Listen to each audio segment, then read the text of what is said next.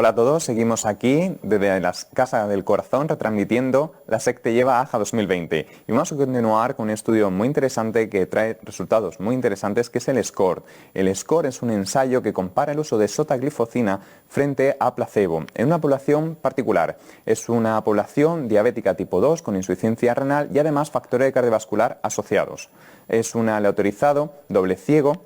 Y estos pacientes diabéticos tienen que tener al menos una glicada de 7 y un filtrado glomerular entre 25 y 60. Además, como hemos comentado, una serie de factores de riesgo cardiovasculares mínimos para ser incluidos en el estudio. Se aleatorizaron un total de más de 10.000 pacientes al brazo de sotaglifosina y placebo y tuvo una mediana de seguimiento de 16 meses y un máximo de 30. Como podemos ver, estos pacientes eran pacientes jóvenes, una media de 69 años, tenían una fracción de eyección media de 60% y además tenían una historia de insuficiencia cardíaca previa del 31%, así como una historia de infarto previo hasta el 20% de los pacientes. ¿Qué resultados nos han traído con el SCORE? Pues bien, en el objetivo primario que hemos visto antes en la diapositiva, vemos que este era eran dos coprimarios combinado de muerte cardiovascular, insuficiencia cardíaca hospitalizada, así como en urgencias. Lo que podemos ver es que tenemos hazard ratio de 0,74, una reducción del 26%, siendo esta diferencia significativa. Además, si este endpoint coprimario lo analizamos a 3 meses de seguimiento, podemos ver que ya se observan resultados positivos en este endpoint combinado, teniendo un hazard ratio de 0,70. El otro endpoint que teníamos combinado coprimario era de muerte cardiovascular, infarto no fatal o ictus no fatal. También vemos que sale significativo con un hazard ratio de 0,84, siendo esto, como decía, estadísticamente significativo. Además, si este endpoint también lo valoramos en los 90 primeros días, en los 3 primeros meses, vemos que también alcanza la significación estadística con una reducción del 31%. Los combinados de infarto fatal y no fatal, así como ictus fatal y no fatal, vemos que también en este tiempo de seguimiento llegan a ser significativos, con un hazard ratio de 0,77 y una P de 0,002. El evento a primera hospitalización por insuficiencia cardíaca o bien muerte cardiovascular también resulta significativa, sale positiva, un hazard ratio de 0,77. Si recopilamos el test jerárquico, vemos que la muerte cardiovascular tiene un hazard ratio de 0,90 que no es significativo y por lo tanto el resto de valores P habría que interpretarlos como nominales. En cuanto a efectos secundarios, lo que también vemos es que los pacientes tratados con SOTA tienen una mayor incidencia de diarrea, así como de deplección de volumen, infecciones genitales micóticas, así como cetoacidosis diabética.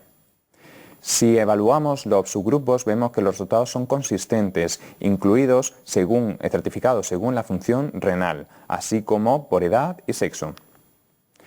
Vamos ahora a hablar de los resultados en cuanto al filtrado glomerular. Datos muy interesantes que ya vemos que en la 4ª semana la progresión o el deterioro de función renal se reduce, se enlentece en el grupo que está tratado con SOTA frente a placebo. También vamos a ver un beneficio en términos de la hemoglobina glicada, la presión sistólica y el peso en el brazo de sotaglifosina. Si comparásemos el efecto que tiene la sotaglifosina frente a la reducción de la hemoglobina glicada, podemos ver que estos resultados son consistentes, ya tenga un filtrado por debajo o por encima de 30.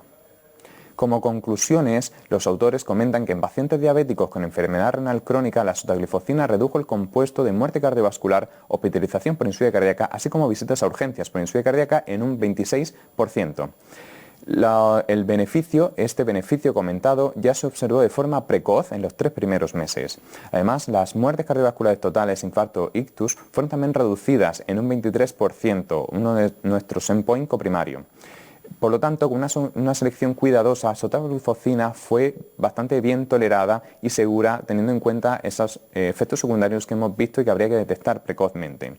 Además, estos beneficios que hemos visto a lo largo de estas diapositivas han sido consistentes, incluyendo en pacientes con macro y microalbuminuria, así como Phi reducida y preservada. Ya hemos visto tanto los datos del SCORT como los resultados de Soloist. Los autores han comentado los resultados del pool global de pacientes en el endpoint primario que teníamos de muerte cardiovascular y hospitalización o visita de urgencia por insuficiencia cardíaca. Teniendo en cuenta el global de pacientes, vemos que estos resultados son significativos con un hazard ratio de 0,72.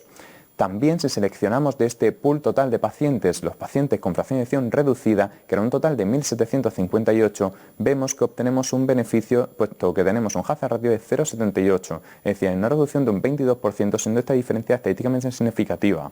Y además, si seleccionamos también los pacientes con fracción de eyección preservada, son un total de 739, vemos que conseguimos también una reducción en este endpoint combinado, adquiriendo o teniendo como resultado un hazard ratio de 0,63, siendo esta diferencia, como digo, significativa.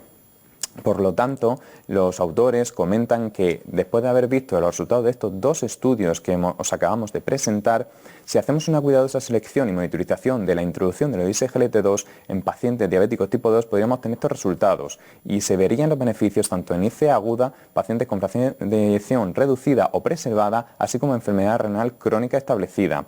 Y específicamente hemos visto que la sotaglifosina proporciona un control glucémico incluso con aquellos pacientes con filtrado glomerular bajo. Esto es todo en cuanto al resumen de los datos presentados del estudio SCORT, así como mi compañera ha presentado el estudio Soloist. Desde luego son resultados muy positivos, prometedores, que desde luego pueden hacernos cambiar nuestra actividad, nuestra práctica clínica. Así que nos seguimos viendo en la SECTE Lleva AJA 2020.